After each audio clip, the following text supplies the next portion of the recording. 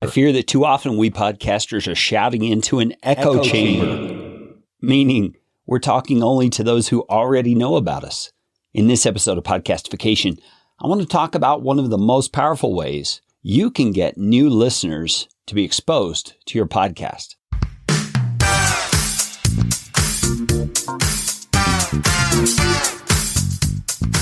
My name is Kerry Green, and I am the Client Happiness Guy at podcastfasttrack.com, and this is Podcastification.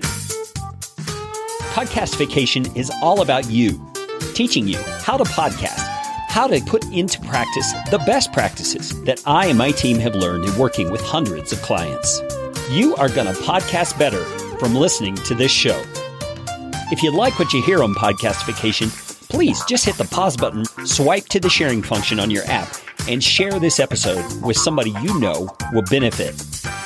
And if you'd like to get in on more Podcastification goodness, you can do it by subscribing to our Podcast Optimizer email series, and I promise you, you won't get lots of junk. You'll just get one actionable email a week. Go to podcastfasttrack.com/optimizer. That is enough of that kind of stuff. Let's get you podcastificated right away.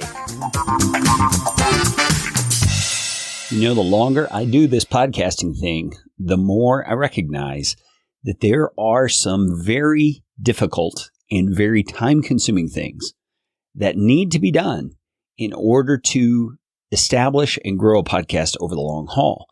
And those who are committed to seeing their podcast grow the right way, the way that will last, are the ones who are going to learn and implement those kinds of practices. How's that for an appealing lead-in to a topic I'm going to discuss on the episode today? Now, before I get into my topic, I want to say that I understand the struggle that we all have to make the most of our time. Hobby or part-time podcasters especially have to make some difficult choices about what we're going to invest our time in. And the subject matter for this episode is something I believe all of us need to know and learn how to apply well. But we're all going to have to decide if it's the most important fish for us to fry right now. You see, because what I want to talk about is the hard work that goes into making your podcast stand out on a broader scale than just iTunes or Stitcher or Google Podcasts. I mean, sure, people can find your shows there, but think about yourself. When you want to find a new resource, what do you typically do? Most of us go to Google or Bing and we do a web search, not a podcast search. Now, I understand sometimes it depends on what exactly you're looking for. I mean, me, for example, if I'm looking for a DIY resource of some sort, wanting to figure out how to do something, I usually go to YouTube. That's just where I find the most results in the quickest amount of time. That's just my habits. What are your habits? I think most of us are going to Google. And so that means our podcasts need to be found on Google. And the only way that's going to happen is if we have some sort of supplementary content to our audio that can be found in Google. It's got to be text-based. It's got to be blog post-based. And you know what I'm talking about. I'm talking about show notes. And the problem is that Google's algorithms are changing all the time. So the things that made sense previously and that actually worked in the past don't always work exactly the same way anymore. So in this episode, what I want to do is walk you through what I've discovered goes into the best kind of show notes that make a difference for organic traffic from Google in 2018. Now, I have to say that last part about 2018 because, like I said, this stuff is changing all the time. And because my company creates show notes for our clients, we have to stay up on those changes. And we have to understand what's happening in the SEO world, the search engine optimization world, and what makes for the best kind of post. So here's what I want to do. I want to talk, first of all, about show notes that make a difference in 2018. And let's do that by saying, first of all, that show notes do necessarily serve existing listeners as a resource, right? In the podcasting apps, the descriptions that are there, and in the web pages. And you are mentioning those as a resource on every episode, aren't you? You're talking about people finding your links in the show notes, finding your links in the description area of their apps. You should be if you're not. But the SEO value of show notes pages happens on search engines, not on iTunes, right? It focuses on interested people. In other words, people who are interested in the topics you're talking about who do not know about your podcast. And we want them to be able to find it through web searches. So that's the focus that we're looking at in this episode. Now, this doesn't have to do with the quality of your audio or the entertainment value of your episode audio, at least not yet. It has to do with how you portray your episode before searchers even click a play button. Now, to get this concept into your head, think movie trailer. Think Geico commercial.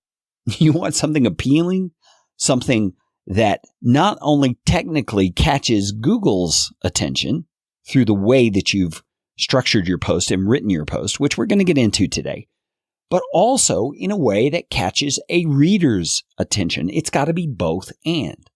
That is what you want your show notes posts or blog posts to do for your audio. It should be so appealing and helpful that people who find it want to click the play button to hear it firsthand for themselves. So in this episode, I want to walk through, first of all, what has changed in how Google technically provides results to people who are searching for your topics. Secondly, what do those changes mean for how you display your content in order for Google to find it? And then I want to wrap up with a longer section toward the end, maybe after the mid-roll break, about how we can practically do the things needed to make our posts more what Google and searchers are looking for. So let's get started.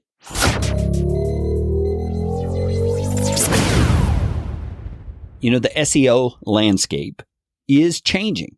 Machine learning and artificial intelligence are beginning to show up in the way that the search engines provide results to people who are searching. And so that means you have to know how to best format, how to best display your show notes content so that all of those algorithms and machine learning things can actually find your content. Now, people may go to iTunes or into their podcast app or YouTube to search for those topics. Granted, that may happen. Some people do that. But the vast majority of people are still going to a search engine. And most of those go to Google. So let's talk about how Google has changed. And again, let me say this is the 2018 version. Previously, posts that were stuffed with keyword phrases that you want to rank for, with over 800-ish words of content, could get you toward the top of search engine results. But now in 2018, that is no longer the case. Machine learning algorithms that search context are at work. They're not just searching keywords, they search the context around those keywords. So they're trying to discern meaning of the post and the actual focus of the writing. So it's moving away from keywords being the primary source. Now, please understand, keywords are still important, but they're not the primary source by which these algorithms are searching now. It's also moving away from word count as a primary factor. Now, again, word count is still a factor, but only as that number of words is required in order to make the content truly beneficial to the reader. So what's happening is we're moving toward a type of algorithm that's looking for genuine helpfulness for the person who's searching. Now, that usually requires a higher word count, and it usually requires that you use great keyword optimization. But the focus is different. You need to take your focus off of having the right keywords, first of all, and having a certain amount of verbiage on the page, and put it more toward being truly helpful to a person who came to Google trying to find the topics you're talking about. That means that the format of your posts need to change in order to become more helpful to that person who's searching. So that begs the question, how should we change our approach?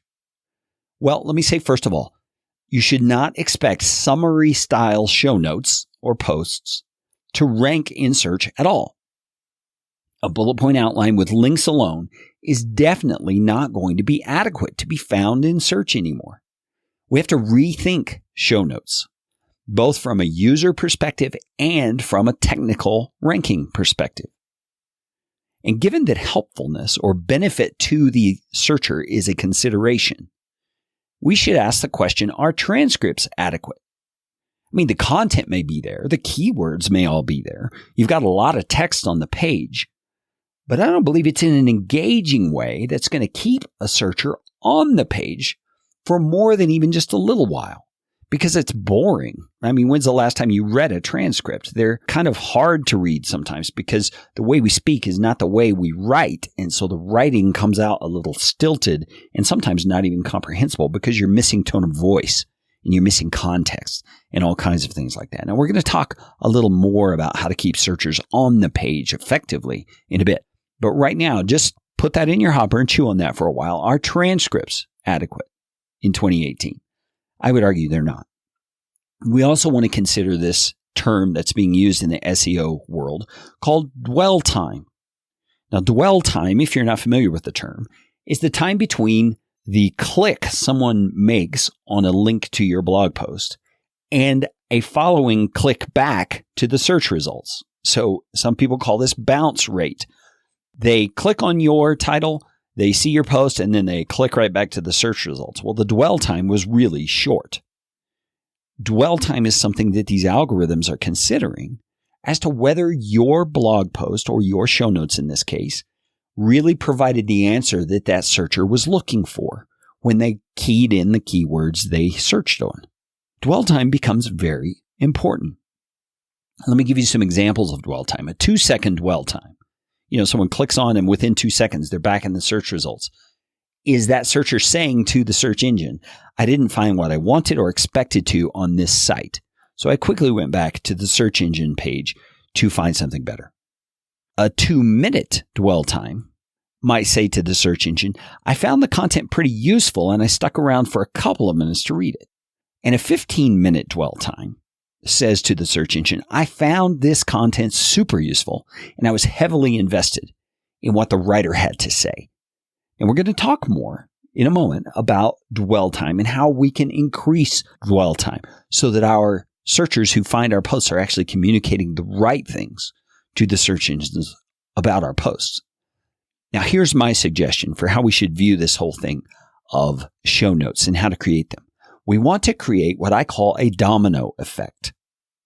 You see, the keyword optimization and the post format and structure are what enable us to be found by the search engines. And that's the first domino. Okay, that's all got to be in place for that first domino to tip. The next domino is that the title of our posts have to be optimized with that keyword and in a way that's appealing to the reader so that we, so to speak, win their click and they actually click to our page. That's the second domino. Now, the third domino is that when they get there, they find a great, helpful, engaging post that reveals details about what they're going to find in the podcast episode. It reveals some details, but not too much because we want this to be appealing and winsome in a way that clicks our next action or the next domino to be knocked over, which is that they click the player on the page. Now, you are embedding players on your blog post pages, right? You want someone to click on that player and hear the great content that you're providing. That's where they actually take the bait, okay? And that's the domino that falls over. And then it falls into, finally, hopefully, our last domino, which is a subscription. We want that listener who started out as a web searcher to become a subscriber to our podcast because they just discovered a great resource on the topics they were searching for that they didn't necessarily expect to find.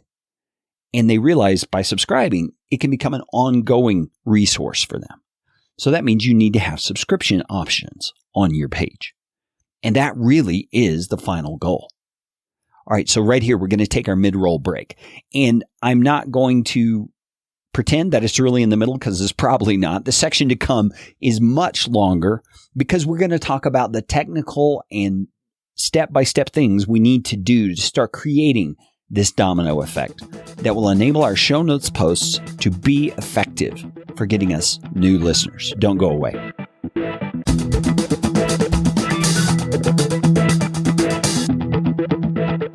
We all learn by doing, don't we? the more we do something, the more we know about it, and the better we know how to do it. And that's the same with podcasting, isn't it? I mean, you know things today that you didn't know when you first started as a podcaster. That's just the way life works. And it's always great when you have a coach or someone who knows a little more than you do, or who has been down the road a little further, who can come alongside you and help you learn a bit faster or help you avoid mistakes. One of the ways that we do that is by getting a coach or getting a teacher or getting someone alongside who can help us.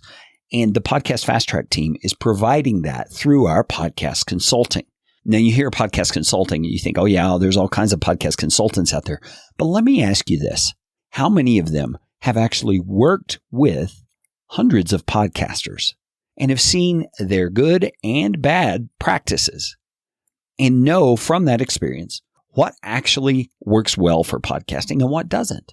How many of them can really do that? I mean, it seems like somebody's been podcasting for 3 months and suddenly they're a podcast consultant. You know, I don't think that's the person you want to get advice from. Here at Podcast Fast Track, we've been operating, working alongside hundreds of podcasters for over 5 years now. We've seen the changing landscape. We've seen the things that work and the things that don't. And we also are not afraid to step outside the box for clients who have that gutsy streak to them and want to try something different. And we'll advise you on the best ways we see for trying that something different. And here's what I think is the coolest part of the way we do podcast consulting.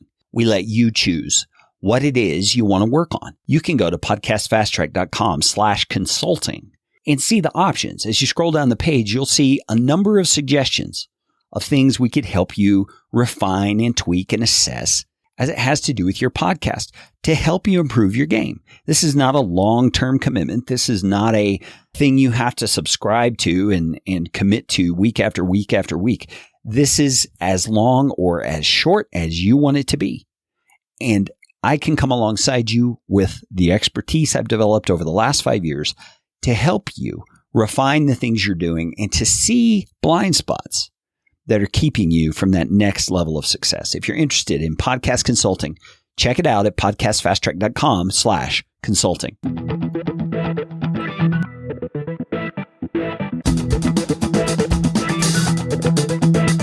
All righty, you ready to get into the meat of this thing?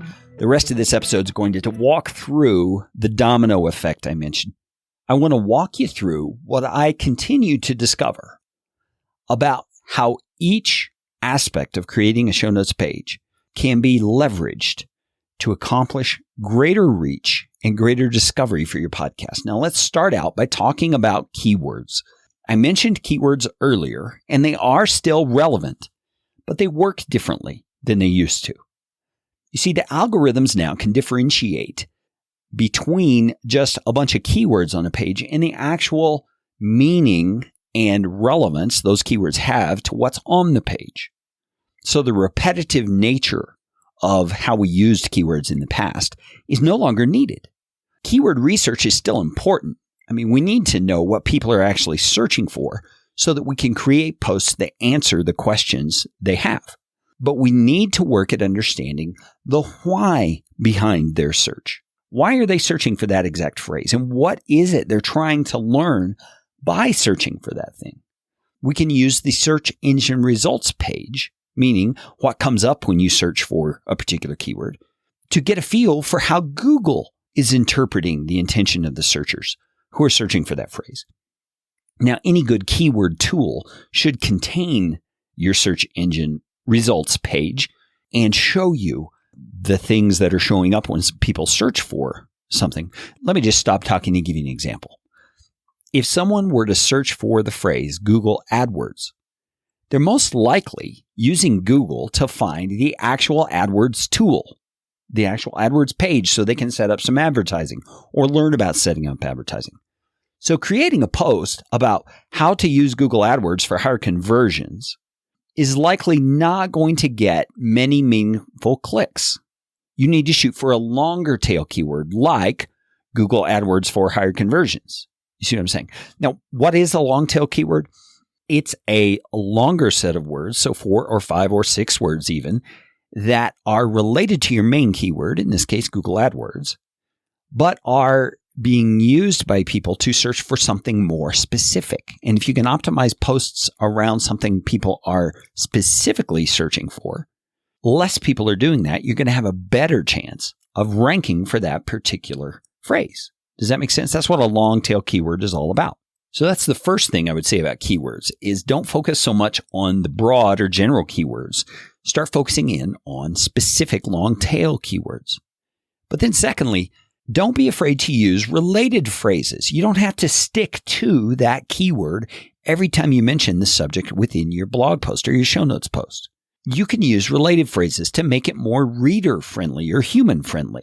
These kinds of related phrases are actually being used by the algorithms to determine the page's relevance to what the person searched for. What I'm saying here is you don't have to repeatedly use the same phrase over and over and over. You can use anything related to it, and Google is going to be smart enough to know you're talking about the same thing. Isn't it cool? To me, that makes it easier. You don't have to be so anal and so focused on making sure you get the exact same phrase used a certain number of times. Forget it. In 2018, it doesn't matter. And in the future, it's not going to matter either. Now, to do all of this regarding keywords, it's important to have a good tool. I want to recommend to you the tool that the Podcast Fast Track team of show notes writers uses. It's called Keyword Finder. And there will be a link for Keyword Finder in the show notes. And that link, by the way, is an affiliate link. So just know that. We're going to get a cup of coffee or something from you using Keyword Finder through our link. But using a tool, no matter what it is, there's a great tool by Moz out there. There's other tools like Longtail Pro. Using a tool like this requires time. And you need to develop skill to learn the right keyword phrases that match both what your episode content is about and what people using that phrase in search engines are really searching for. It's going to take skill. Now, here's some best practices on using keywords. First of all, try to use it toward the beginning of the title for your post if you can. Stats show that when the keyword phrase or keyword you're trying to optimize for is toward the beginning of your title, it's more effective. Now, it doesn't mean you can't use it at the end, and it doesn't mean it won't have an effect. It's just not as effective. And we're probably talking about 2 to 3% difference. So it's not a massive thing, but just as a best practice, toward the beginning is better. You also want to make sure that you're using that keyword phrase not only in your title, but also in a header within the page, at least one header, maybe two, and in the meta description. You know what the meta description is, right? It's that little description of the post you see underneath the title when someone searches for it in Google and the results come up. It's that little paragraph underneath the title to the page. So the keyword phrase in the title, the header, and the meta description are still important in 2018. You also want to use your keyword phrase in the image metadata. Now, what that means is if you use a featured image or images on your page, which you should be doing in order to make it a more engaging post, you need to include the keyword phrase in the metadata. And we're going to cover this more specifically in the images section that we're going to talk about in just a bit.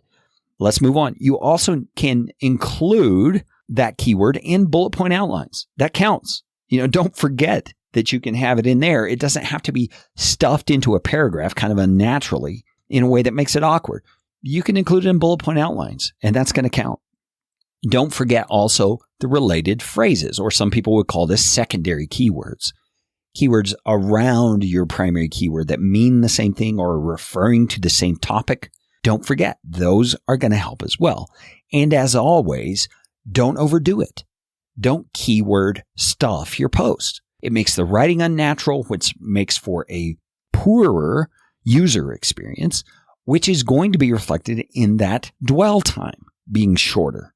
And that's going to tell the search engines, this post is not fun. It's not one that helped me in a true way. And so you're going to be ranked lower because of that sort of thing.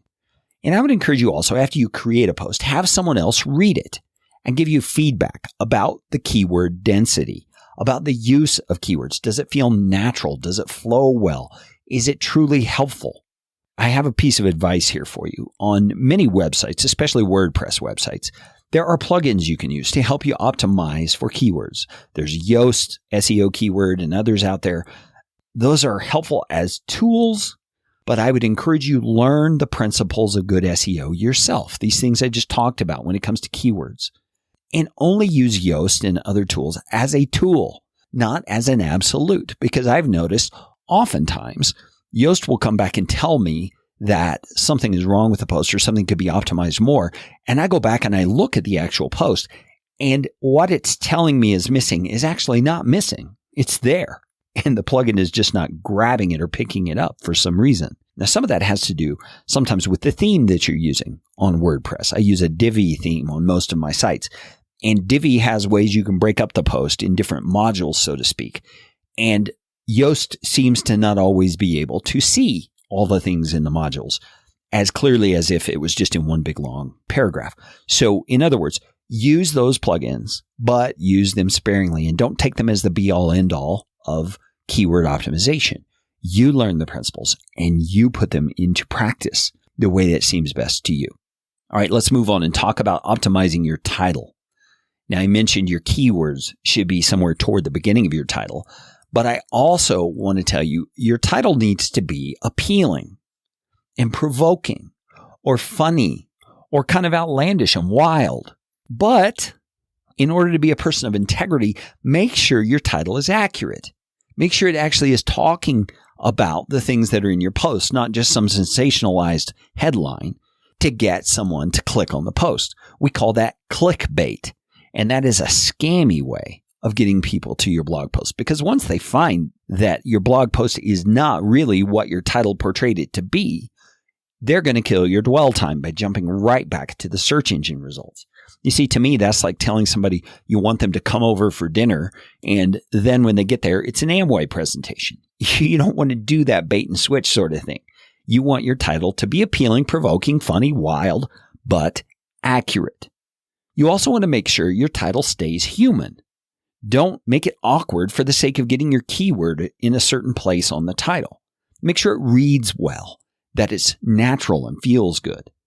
Don't forget also that colons, that little punctuation mark, colons, can be your friend. So say your keyword phrase was Google AdWords. Let's just stick with that, even though that's a poor thing to optimize for. You could say Google AdWords, the very best practices from 100 bloggers or something like that. You can use colons to make it seem more natural, to make it seem more punchy, and to get that keyword phrase where you want it in your title. Now, don't overdo it on this as well. You can make this very unnatural as well. And then on titles also, I want to encourage you to familiarize yourself with best practices. I have actually compiled some best practice posts on how to write good titles. One is called How to Write Catchy Headlines and Blog Titles Your Readers Can't Resist. That's from HubSpot. I'm going to link that in the description in the show notes on this episode. There's another, How to Create Epic Content Titles and Headlines. That's from expresswriters.com. I will include that in the description and show notes for this episode. And then another, The Step-by-Step Guide to Writing Powerful Headlines. And that one is from SEO guru Neil Patel. These will be included in the show notes and in the description area of your podcast player for this episode. But I'm giving you those as resources to help you learn the best practices on titles for yourself. There are also some tools out there that you can use to run a title through or to get ideas for a title. Inbound Now has one, Title Generator, Impact BND, HubSpot, Fat Joe, SEO Presser, all of those have blog title generators of sorts that you can put in your keyword phrase and it'll pop up some suggested titles. Now, obviously, anything you get out of those, you're going to have to tweak to fit your particular topic and niche and industry. But they're good tools to use to help you learn how to craft better titles for yourself. So those tools will also be included in the show notes section or the description section of this episode. Now, let's move on and let's talk about what it takes to create a great post or a great show notes page. And we've talked about the keywords. We talked about the title. Let's talk about the text or the verbiage. First of all, it has to be accurate and not misleading. You want it to reveal practical, intriguing information for the reader. Now, the keyword there is practical. It needs to truly be helpful because remember, that's where the algorithms are all leaning, is toward giving a better user experience for the person who's searching. And that means your post has to be helpful to them. So it's like good ad copy. It should introduce a need. It should promise a solution. It should show the benefits of that solution, and it can even include how-to step-by-step things.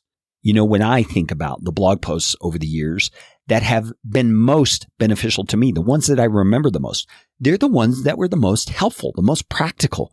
And they often gave step-by-step. And they would give me the very things I'm looking to do. So start thinking of your show notes in that same way. How can you craft your show notes in a way that makes someone say, wow, this is so helpful. This is exactly what I was looking for. I want to also encourage you to format your pages with lots of white space, meaning short sentences, line breaks between paragraphs, things like that to make it easier for the eyes to scan down the page. Also, inject your personality into it. Make it winsome, make it funny, make it fun to read. Whoever you are, make it fit you, because you want that person not just to get the information they need, but you want them to get it in a way that they enjoy. Break up your content with headers, with images, with colors. Now, don't overdo it with colors, and I would say avoid those bright primary colors too that are kind of irritating to the eyes. But you see what I'm saying? Spice it up a little bit. Make it entertaining to the eye, not just to the mind. And don't make your post too busy. To me, GIFs or GIFs, motion GIFs and stuff like that, they're okay, but man, they get irritating after a while because I get past that image and I continue to read and the image is still jumping around above me and it distracts me. It pulls my attention away from what I'm reading.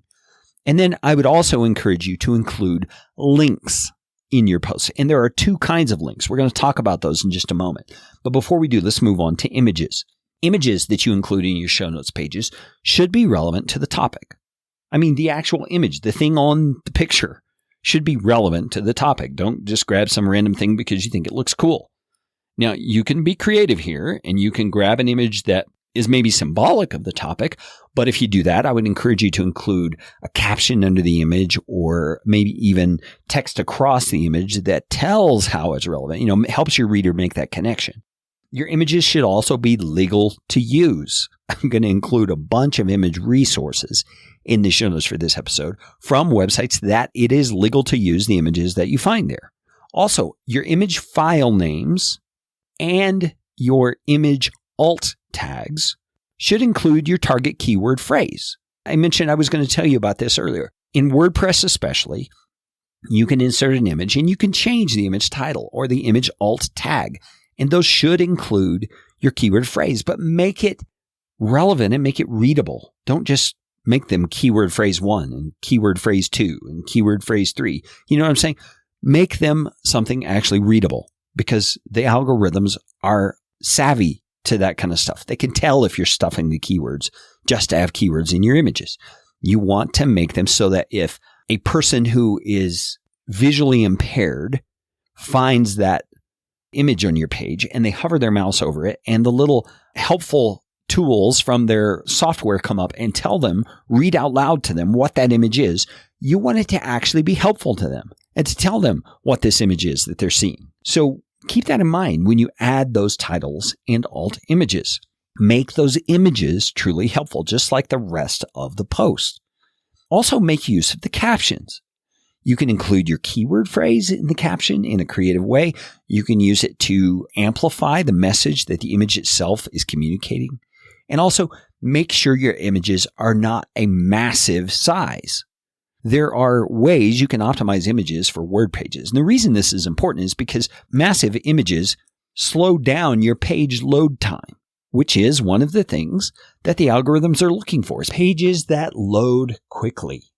So you will find that resource for an optimizing tool, a free one, by the way, in the description or show notes for this episode. The next portion of a great SEO optimized show notes post is links. Now, you know what links are. It's those things that you click on and it goes to a resource or a website somewhere. You need two kinds of links on your show notes pages. The first is what's called outbound links. That's what we usually place on our show notes pages. They're links to resources that are relevant to your podcast episode. But you also should ensure that they are relevant to your targeted keywords. Not just any old links, even though resource lists are great as far as a resource for your users. You want them to link to pages that have to do with the keywords you're speaking about. That is going to send a message to Google and the other search engines that you indeed are talking about the very thing that page is talking about as well. And I would suggest that you create these with an open in a new tab functionality if you're concerned about losing the reader or them clicking off of the page and the podcast player stopping its playback.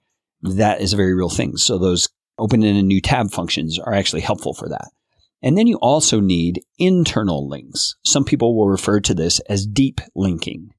And deep links are links that go to another page on your website. Related pages that speak to an issue that perhaps you're mentioning on this episode. And you want to make sure as well that these links actually serve the reader.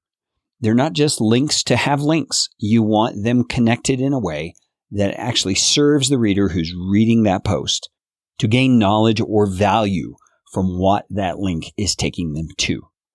You might also want to include affiliate links. Now, these are not required, obviously, but if you do, make sure that they are clearly labeled as affiliate links. That is not only the ethical thing to do, it is the legal thing to do. So you want to make sure those are labeled as affiliate links.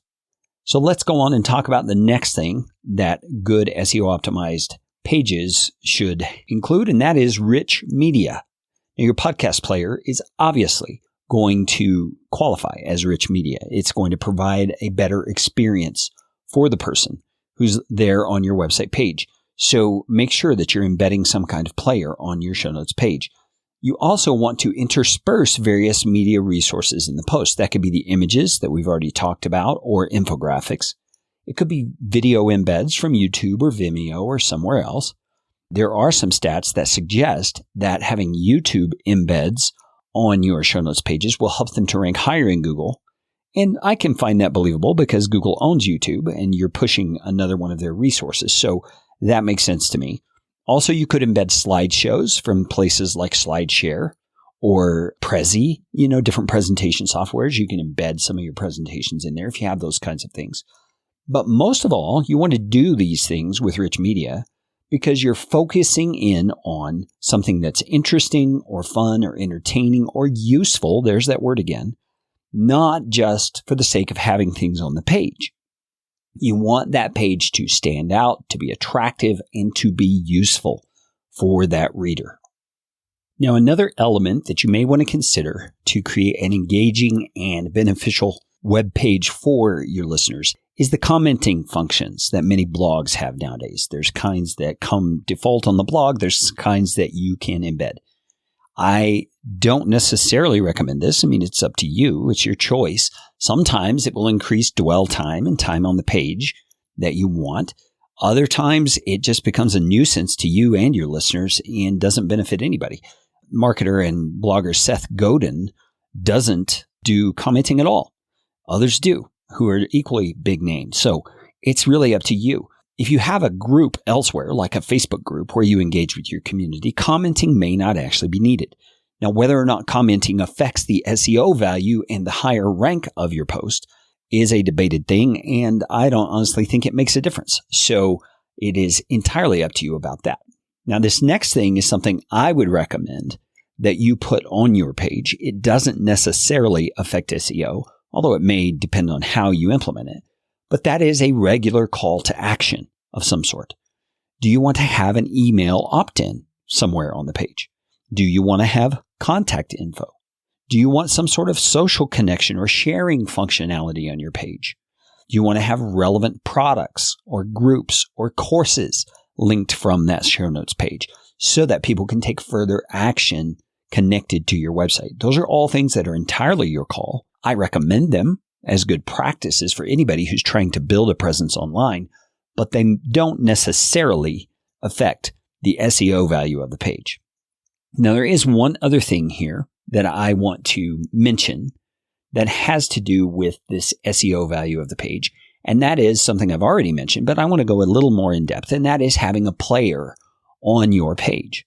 An attractive embedded media player on every show notes page for that particular episode makes a huge difference. Now, if you have a media host I'm sure they provide one for you. I know Libsyn does, Podbean does, Blueberry does, Spreaker does, Fireside FM does. They all provide some sort of media player. There are also third-party players like Smart Passive Player and Coolcast Player and Simple Podcast Press. Those are all options. There are also various directories and platforms that provide players based from their platform, like Stitcher or Radio Public, TuneIn, those kinds of things. I suggest you use the one from your media host. It makes the most sense to me, or a third-party one that you're going to purchase separately. There are even some website themes that provide players. I know Squarespace does. I know some WordPress themes do. I'm not sure about Wix. I've never built a website on Wix. But having a player on the page increases the dwell time, or the time that person is on your page, which sends that message back to Google that this person found this page very helpful. It can serve to walk listeners through the page itself. As they're listening, they're scrolling through the show notes and understanding the text and the images and the other resources that you've placed there. And I believe without a podcast player on the page, you could be losing valuable SEO advantages that you would have with it, because it provides an immediate opportunity for your readers to actually hear what they've seen demonstrated on the page and become listeners. It's that next domino. I am going to include some links to some of those third-party players, Smart Passive Player, Coolcast Player, and Simple Podcast Press in the show notes for this episode. And now finally, let's talk about something that I believe every podcaster should have on their page. And the reason I say this is not because of SEO value. The reason I say this is because it's that final domino that you want to happen with your show notes, and that is to get a subscriber, someone who's regularly being exposed to your content. This really is your goal, more subscribers. It's the only way you have to regularly influence and serve the people you're trying to serve, unless you're building an email list or you have a chat bot related to your brand or some kind of group that they can be a part of. But this subscription option really is the heart and soul of podcasting. We want people receiving our episodes week after week or day after day, however often they come out, automatically. That's what you want. It's your last domino in the effect. I typically am only going to provide one subscription option for each platform, meaning iOS or Android. Right now, I'm using the subscribe or listen on Apple Podcasts banner and the listen on Android banner. If you look at the actual show notes for the page, I have them listed there. On the description on the podcast player apps, those would have to be links rather than an image or something, because not all podcast players are going to show the images. So be sure that you have that difference figured out in your workflow, how you're going to do that on the different places, one being your website and one being the podcast player. There are some people, some podcasters who provide a subscribe option for every single option they can. So Stitcher, Player FM, Libsyn, whatever. I've done that before in the past, but I've just simplified it for my own self and for the sake of knowing that most people are just going to use what's on their phone. So I want to give them an option to do that. It's up to you what you want to do. For this section, I'm going to include the following resources in the show notes and in the episode description on your podcast app. I'm going to show you how to get the subscribe via Android functionality, the Apple Podcast guidelines for how you are to link to Apple Podcasts, the Google Podcast tools for finding your show on Google Podcasts and then linking. And then I'm also going to include some images for listen on Apple logos and listen on Google Podcasts logos, in case you want to set those up like I have on my show notes pages. Hello. So creating SEO optimized show notes pages, blog posts, is really one of the only ways you're able to drive organic traffic intentionally to your podcast. Yes, you can do it through optimizing your listing in iTunes. I've got previous episodes about that. Yes, you can do it by sharing on social. But when you share on social, even when you're sharing those fancy-dancy audiograms like Podcast Fast Track creates, you're most of the time only screaming into your own echo chamber, meaning you're preaching to your own choir, the people who already know about you, because that's just how the algorithms and things on social media work. You are sending your messages out to people who have demonstrated they're interested in what you have to say. That's just the way it is. So you've got to find ways to reach beyond that and to actually draw in people who are looking for the topics that you speak on, but do not know about your podcast. And that's what well-optimized SEO quality show notes can do for your podcast. It's a lot of work, isn't it? That's why companies like Podcast Fast Track exist, because people need these benefits and want these benefits, but either don't have the skill or don't have the time, or perhaps have neither and want to make sure they have the resource anyway.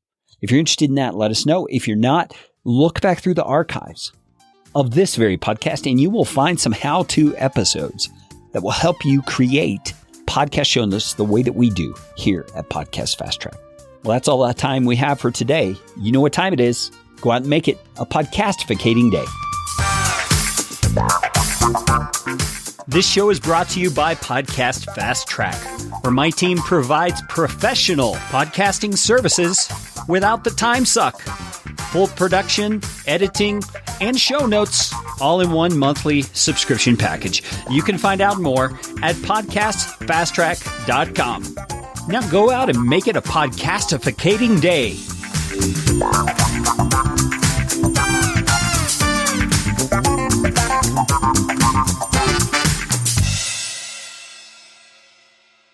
Audio editing and show notes by podcastfasttrack.com. Get 15% off your first month by mentioning this show.